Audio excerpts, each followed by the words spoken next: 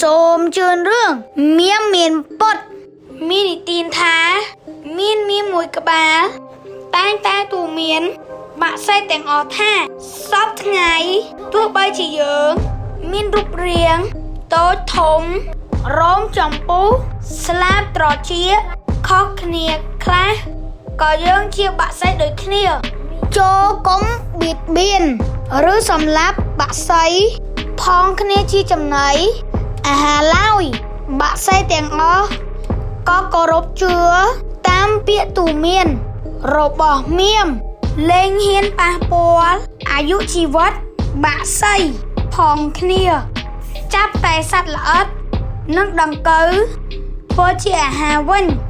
តែសត្វមៀមតែងតែប្រហារបាក់សៃតូចជាងខ្លួនទាំងអស់នៅក្បែរជាអាហារឲ្យតែមានអាកាសនិងគ្មានអ្នកឃើញថ្ងៃមួយមានកំពុងចឹកកូនចាបស៊ីក៏ត្រូវតកែមួយលោកមើលឃើញពីមេឃឈើក៏នាំដំណឹងនោះទៅប្រាប់ពពួកបាក់សៃខឹងណាស់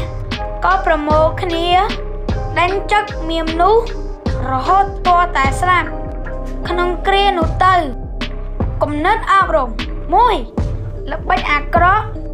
បោកគេបានមួយគ្រាលុះគេបានដឹងរឿងនាំអន្តរាយដល់ខ្លួន2មុននឹងតបចិត្តនរណាម្នាក់ត្រូវយកដឹងពីមនុស្សនោះឲ្យបានច្បាស់លាស់សិន3ភាពថ្លៃថ្នូរស្ថិតនៅលើទង្វើរបស់មនុស្សមិនមែនពាក្យសម្ដីទេសូមអរគុណសុខភាពល្អ